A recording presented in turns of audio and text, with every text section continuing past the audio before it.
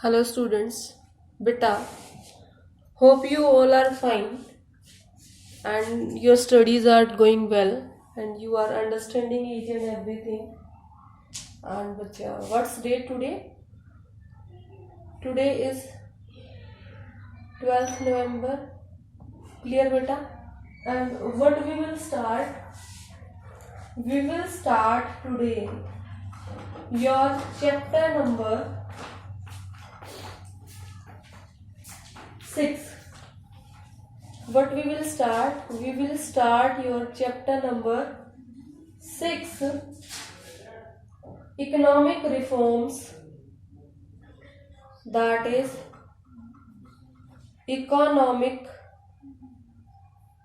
reforms since 1991 or new economic policy. New economic policy. Clear beta? In this chapter, now what we will study? We will study about all the reforms which took in our economy in India and what are the different policies which have started. The first thing which we will discuss over here, that is meaning of economic reforms. What we will discuss, beta? Meaning of economic reforms. Meaning of economic reforms. ठीक है. What are economic reforms? Economic reforms refer to a set of economic policies directed to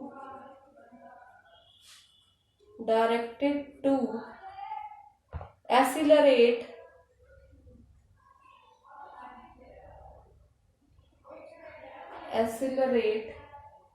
the pace of growth and development. Growth and development. क्या बेटा? ऐसी चीजें, ऐसी economic policies जो हमारी country की इकोनॉमिक ग्रोथ और डेवलपमेंट के पेस मीन्स उसकी जो स्पीड है, स्पीड को एक्सेलरेट करें, मतलब बढ़ाएं. ऐसी पॉलिसीज जो अपनी इकोनॉमी की ग्रोथ एंड डेवलपमेंट की स्पीड को बढ़ाएं, they are called our economic reforms. What are they called? Economic reforms.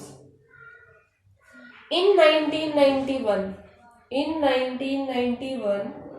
Government of India has initiated a series of economic reforms to pull the economy out of the crisis of 1990. Removed us from economic crisis.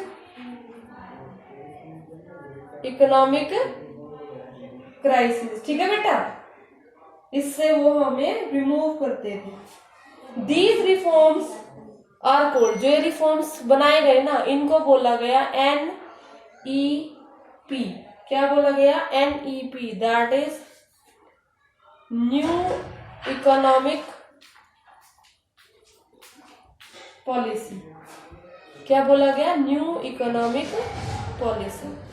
अब ये जो new economic policy है, it haves 3 components. इसके 3 components हैं. 3 components of NEP, new economic policy. The first component is the policy of liberalization. The policy of liberalization L in place of licensing of industries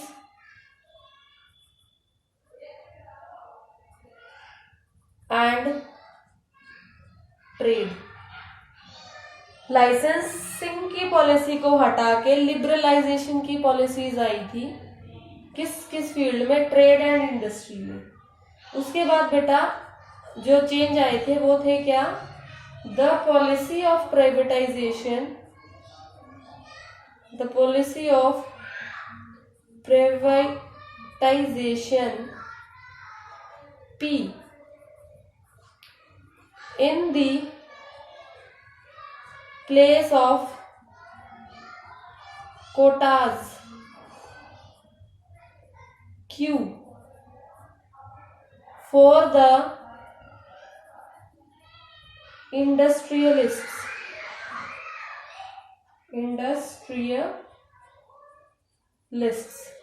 इसमें क्या हुआ बच्चा, जो कोटा होते थे ना, कोटा दे दो भाई हमें, कोटा बनाना है, कोटा करना है हमारा इसका, तो वो सब हटा के क्या हो गया, प्राइवेटाइजेशन हो गया। क्या हो गया, प्राइवेटाइजेशन, चीजों का प्राइवेटाइज होना, that is called privatisation.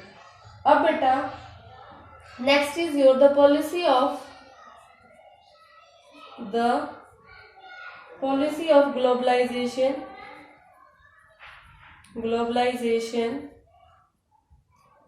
in place of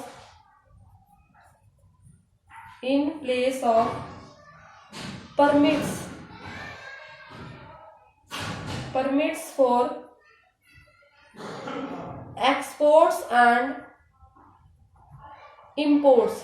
मतलब जो पहले के टाइम में 1991 से पहले जब हमें बेटा एक्सपोर्ट इंपोर्ट, गुड्स के एक्सपोर्ट इंपोर्ट करने के लिए जो परमिशंस लेनी पड़ती थी, उनकी जगह पे अब क्या होने लगा, ग्लोबलाइजेशन की प्रोसेस जो है वो एग्जिस्टेंस में आ गई, जिससे अब परमिशन लेने की जरूरत नहीं होती।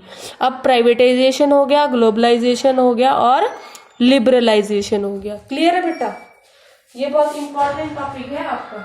Is it clear? LPG was set to replace LQP in 1991।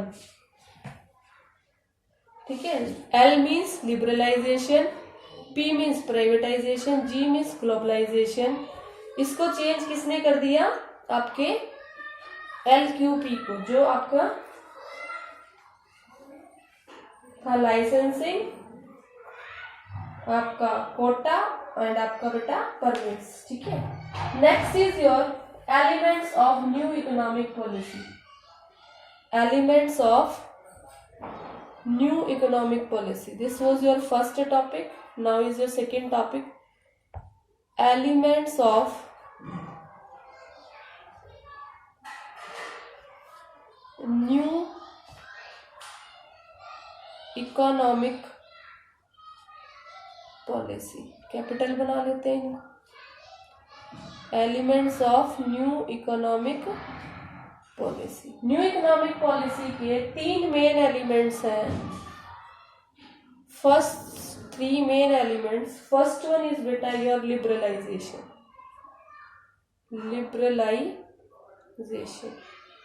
दूसरा एलिमेंट क्या है आपका, प्राइवेटाइजेशन,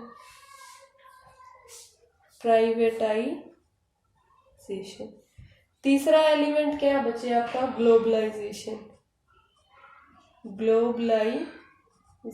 ठीक है, चलिए अब हम बारी बारी से इनको पढ़ेंगे। लिबरलाइजेशन को पढ़ेंगे पहले, फिर आपका क्या पढ़ेंगे, प्राइवेटाइजेशन पढ़ेंगे, और उसके बाद बेटा आपका हम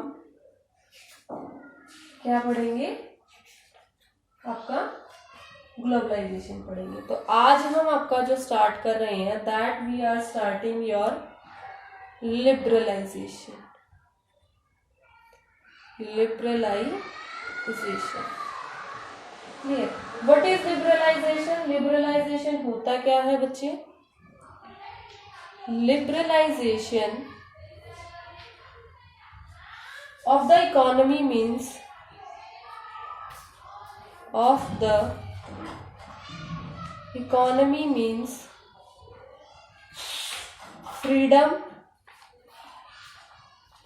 of the producing units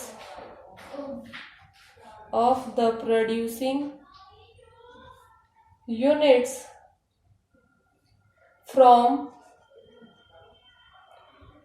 direct or physical controls imposed by the government। Government के द्वारा लगाए गए इम्पोजिशंस, जो जबर हम पे थोपे जाती है ना कुछ चीजें कि आपको फॉलो करनी ही करनी है, और कुछ रेस्ट्रिक्शंस जो लगा दिए जाते हैं बेटा, दैट ऑल, ठीक है, उन सब से मुक्ति, फ्रीडम होना, उन सब से मुक्ति मिल जाए। जैसे आपकी क्लास में आप पे रेस्ट्रिक्शन लगा दिए जाते हैं, बेटा कोई बाहर नहीं जाएगा, एक आउट पास पे एक ही बच्चा बाहर जाएगा, ये हमने आप पे फिजिकली और डायरेक्ट जो है कुछ इम्पोजिशन कर रखे हैं।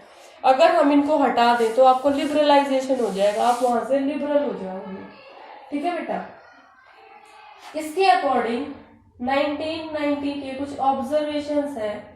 दैट फर्स्ट ऑब्जर्वेशन इज बच्चे, prior to 1991 government has imposed several types of controls on private enterprises in the domestic economy. These included industrial license, price control, financial control, import license, foreign exchange control, restrictions on government by business। बहुत सारे restrictions लगे हुए थे। कैसे कैसे restrictions लगे हुए थे कुछ मैं आपको लगा देती हूँ। दैट इज क्या था? इंडस्ट्रियल लाइसेंसिंग सिस्टम था एक, तो कि इंडस्ट्री खोलने से पहले लाइसेंस लेना पड़ता था किसी भी इंडस्ट्री को ओपन करने से पहले। और क्या होता था बेटा आपका? इंपोर्ट्स के लिए लाइसेंस लेना पड़ता था। अगर हमें गुड्स इंपोर्ट करने हैं तो उसके लिए हमें लाइसेंस लेना पड़ता था। फिर बेटा हमें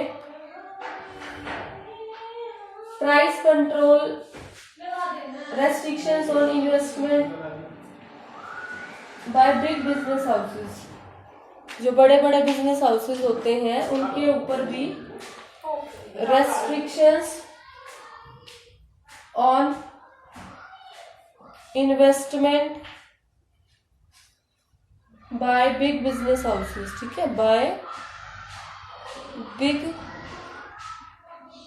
बिजनेस हाउसेस। ऐसे बहुत सारे रेस्ट्रिक्शंस थे बिफोर 1991। आफ्टर 1991 ये सब रिमूव हो गई। ठीक है, ये these were some restrictions.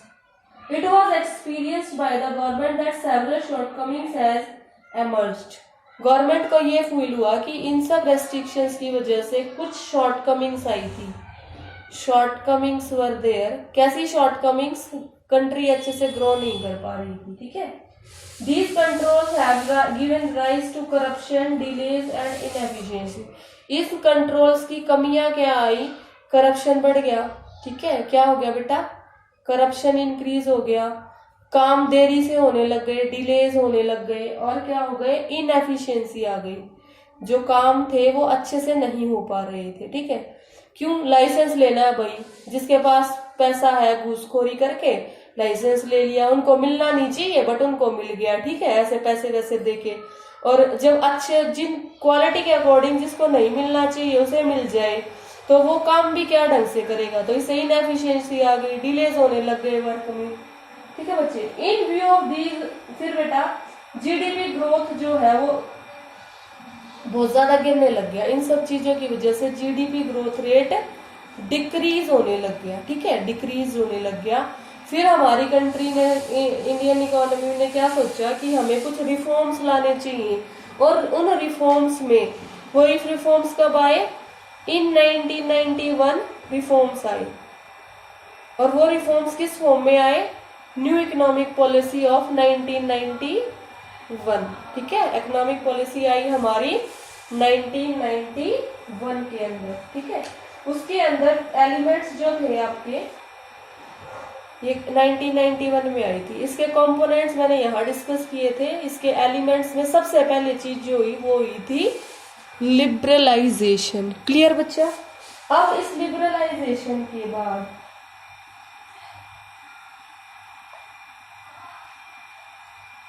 in view of these facts, liberalization of economy was considered as a key component of NEP. Greater reliance was to be placed on the market. Examples of some developing countries like Korea, Thailand and Singapore that has achieved a rapid growth due to liberalization. ठीक है, हमने liberalisation पे ज्यादा focus क्यों किया? क्योंकि Korea,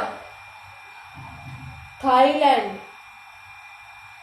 और बच्चे आपके सिंगापुर जैसे कुछ कंट्रीज, डेवलपिंग कंट्रीज जो थे, they developed because of liberalisation. जैसे आपने अभी नहीं देखा कोरोना टाइम में क्या हुआ? पहले लॉकडाउन लगा, ठीक है, बाहर के देशों ने लॉकडाउन लगाया, फिर उसी को हमने भी अपनी कंट्री में उसको फॉलो किया। क्यों? हमें जरूरत महसूस हुई कि ऐसी कोविड-19 की, कोरोना की सिचुएशन में हमें भी वो चीज करनी चाहिए अगर हमें अपनी कंट्री को सेफ रखना है तो। क्योंकि जिन कंट्रीज ने अच्छे टाइम पे उसको फॉलो नहीं किया, नहीं लगाया, उन्होंने बहुत सारे नंबर ऑफ डेथ्स जो है वो फेस किए, सफर हुए लोग उनसे। तो इसी वजह से बेटा, ऐसे ही जैसे 1991 में हमने भी रियलाइज किया कि कोरिया, थाईलैंड और सिंगापुर जैसे कंट्रीज जब लिबरलाइजेशन की वजह से डेवलप कर सकते हैं, तो क्यों ना हम अपनी कंट्री में भी इसको एक बार फॉलो करके देखते हैं। मे बी हमारी भी जो है ग्रोथ अच्छी हो जाए। ठीक है बेटा, ये जो आपके थे were based on the assumption that market forces would drive the economic part towards the path of competition, growth and development. जो इकोनॉमिक रिफॉर्म्स बनाए गए थे उनकी मेन assumption क्या रखी गई थी कि जो मार्केट है ना, हमारे जो मार्केट जिसको हम कहते हैं सेलिंग, बाइंग, परचेजिंग, प्रोडक्शन, ये जो सिस्टम है ये अपने आप हमें फिर ग्रोथ की तरफ ले जाएगा अगर हम इकोनॉमिक रिफॉर्म्स को ले आए तो। अब आपके इकोनॉमिक रिफॉर्म्स जो है उसमें क्या क्या हुआ? इकोनॉमिक रिफॉर्म्स अंडर लिबरलाइजेशन के अंदर कौन कौन से रिफॉर्म्स आए? ये हम चार, फर्स्ट जो है इसके रिफॉर्म्स, पहले रिफॉर्म्स आए बेटा आपके इंडस्ट्रियल सेक्टर रिफॉर्म्स। किसमें आए? Industrial sector reforms. ठीक है, दूसरे आपके आए फाइनेंशियल सेक्टर रिफॉर्म्स, फाइनेंस के सेक्टर में आए financial sector reforms. Changes, reforms means changes, बदलाव आना। फिर बेटा आपके आए फिस्कल रिफॉर्म्स। क्या आए? Fiscal reforms. After this fiscal reforms there were external sector reforms also. External sector reforms, external sector में भी रिफॉर्म्स आए। ठीक है बेटा, ये चारों अभी हम अलग अलग से पढ़ेंगे। सबसे पहले इंडस्ट्रियल सेक्टर रिफॉर्म्स। इससे पहले मैं आपको एक क्वेश्चन है वो डिस्कस करा देती हूँ जो आपके ग्रे बॉक्स में है on your page number 118, that is why controls are imposed after all. If in the context of Indian experience, controls were imposed by the government with a view of checking the growth of private monopolies and minimizing the hold of large industrial houses on the financial resources of the country. Some banks were nationalized in 60s because these were owned by big industrial houses who would use banking funds primarily to meet their own financial needs. जो grey box है बेटा वहां पर क्या बताया गया है कि वाई कंट्रोल्स और इम्पोज, ये इम्पोजिशन जो हुआ, ये आपके जो इम्पोजिशन हमारा 1990 से पहले लगा हुआ था हमारी कंट्रीज पे, इसको गवर्नमेंट ने किया क्यों था, ठीक है, why it was been done, and that answer is in your, यहां देखिए ध्यान से, एक इंपॉर्टेंट क्वेश्चन है, वाई इम्पोजिशन वॉज डन, ठीक है, why imposition was done, imposition हुआ क्यों था, this is given in your grey box page 118, this you have to do, देख लेना क्या है उसमें, मोनोपोलीज की ग्रोथ को चेक करने के लिए कि वो बढ़ाए ना, मोनोपोली कोई ना करे, और जो बिग बड़े बड़े पैसे वाले जो लोग होते थे, फाइनेंशियल्स को जो अरेंज करते थे, उनको बचाने के लिए, ठीक है बेटा। अब देखो, सबसे पहले आपका इंडस्ट्रियल सेक्टर रिफॉर्म्स क्या था, एबोलिशन ऑफ इंडस्ट्रियल लाइसेंसिंग, इसमें सबसे पहले क्या हुआ आपका, एबोलिशन ऑफ इंडस्ट्रियल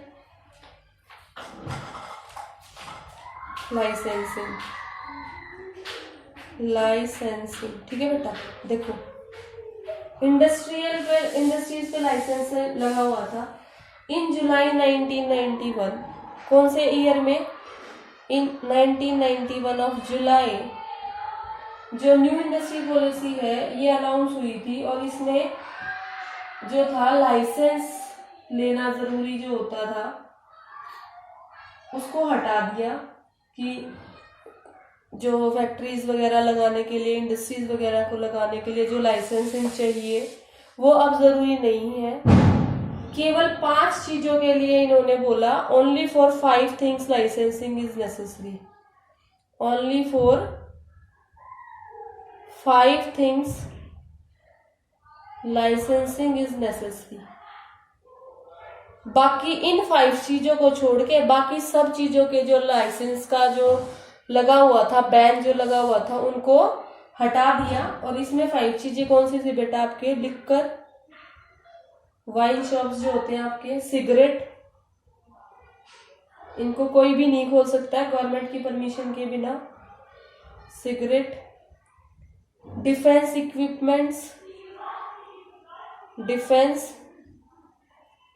इक्विपमेंट्स, फिर बेटा आपके इंडस्ट्रियल एक्सप्लोजिव्स, आपको याद होने चाहिए, ऐसे कौन सी 5 चीजें हैं जिसका लाइसेंसिंग को नहीं हटाया गया न्यू इकोनॉमिक पॉलिसी में, वो ये 5 थी, बाकी सबका हटा दिया था, एंड डेंजरस केमिकल्स, इन 5 को छोड़ के बेटा बाकी सब काट गया था, तो आपको इनके नाम अलग से लर्न करने की जरूरत है। पहला पॉइंट है ये, abolition of industrial licensing. Then is बेटा second one is your contraction of public sector, contraction of public sector, इसमें क्या हुआ, number of industries reserved for public sector were reduced from 17 to 8. पहले बिफोर 1991 पब्लिक सेक्टर इंडस्ट्रीज जो थी वो कितनी होती थी, 17, लेकिन 1991 में ड्यू टू एनईपी, ठीक है, ड्यू टू एनईपी ये नंबर कितना हो गया, 8, 17 से 8 रिड्यूस कर दिया गया उसको, और the number of these industry was reserved merely to 2, और 2010 और 11 में आके तो बेटा जो number of public sector industries रह गई वो ओनली 2 रह गई हैं, और कौन सी है वो 2, एटॉमिक एनर्जी, जो एटॉमिक एनर्जी से रिलेटेड इंडस्ट्री है उस पे पब्लिक सेक्टर का कंट्रोल है, और जो हमारी रेलवेज है उस पे हमारे पब्लिक सेक्टर का कंट्रोल है। इनको छोड़ के आज के टाइम में मोस्टली जो है वहां पे पब्लिक सेक्टर का जो कंट्रोल है बहुत कम रह गया है, मिनिमाइज रह गया है। ठीक है बेटा। थर्ड वन जो है आपकी that is your D reservation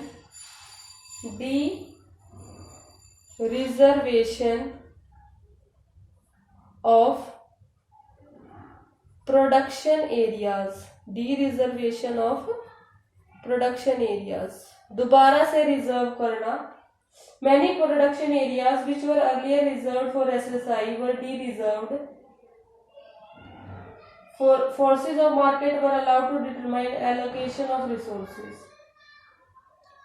कुछ प्लेसेस को रिजर्वेशन दे दिया गया था, कुछ स्मॉल स्केल इंडस्ट्रीज के पास रिजर्वेशन था, उनका रिजर्वेशन जो है बेटा 1991 में इन एसएसआई को क्या कर दिया, डी रिजर्व, उनका रिजर्वेशन हटा दिया गया। ठीक है बेटा। Then is your fourth one expansion of production capacity. Expansion of production capacity, production capacity का क्या हुआ, एक्सपेंशन बढ़ा दी गई।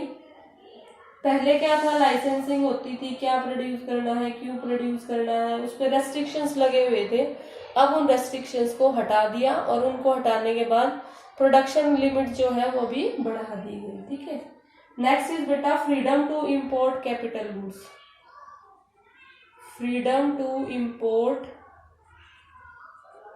कैपिटल गुड्स, जो कैपिटल गुड्स है आप जानते हैं, मशीनरी, प्लांट, बिल्ड मशीनरी बड़ी बड़ी जो होती हैं वो आपके कैपिटल गुड्स में आती हैं। और इन कैपिटल गुड्स को बच्चे पहले हमें फ्रीडम नहीं था कि हम इनको बाहर की कंट्रीज से परचेज कर पाए, लेकिन अब लिबरलाइजेशन की वजह से हम इनको बाहर की कंट्री से परचेज कर सकते हैं। इज इट क्लियर बेटा? Now I just want to give you a homework that your point page number आपका जो ये सेकेंड पॉइंट है financial sector reforms, financial sector reforms on your page 119 और आपका demonetisation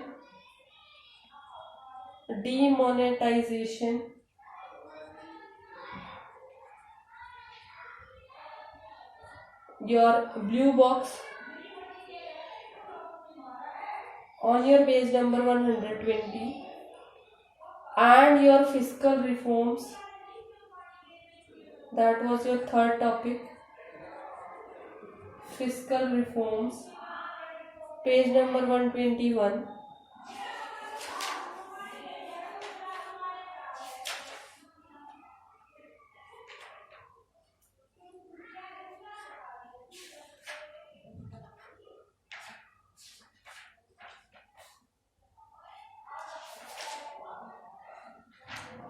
And your external reforms,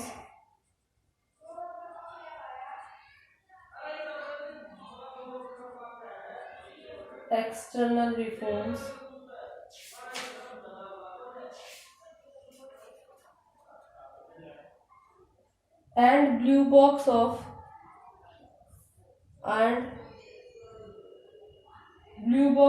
page 124. You have to do it yours from your side. आप इसको अच्छे से रीड करेंगे। Ask doubts in zoom class, जो zoom class होगी इन pages से आपको जो कुछ समझ नहीं आएगा, you will tell me, I will remove your doubts. In next class I will start your topic of, in next class we will do बेटा प्राइवेटाइजेशन। क्या करेंगे नेक्स्ट क्लास में? प्राइवेटाइजेशन। ओके बच्चा, you will message me, you will message me, ठीक है। आप मुझे आज इसको रीड करके कल 10 बजे से पहले ये जो पेजेस हैं 119, 20, 21, 23, 24, अगर आपको समझ नहीं आ रहे हैं, ठीक है बेटा, चलिए 12 बजे से पहले आप बता दीजिएगा मुझे, इनको पढ़ के कल 12 बजे से पहले आप मुझे मैसेज कर देगा। अगर आपको समझ आ गए हैं तो ठीक है, अदरवाइज आप मुझे बता देना ma'am we are not understanding, तो मैं आपका इन टॉपिक्स का भी वीडियो बना के आपको सेंड कर दूंगी। अगर आपको आते हैं तो जो छोटे छोटे डाउट्स होंगे वो जूम क्लास में करेंगे। अगर आपको बहुत ज़्यादा कोई डिफिकल्टी फेस होती है तो you can tell me before 12 o'clock tomorrow कि ma'am these are what we are not understanding. अगर ज़्यादा हुए तो आपका वीडियो बना देंगे, अगर कुछ छोटे मोटे हुए तो then we will do it in your Zoom class. Okay बेटा, ठीक है, just do it, I am there for you always, and that's all for today. Thank you.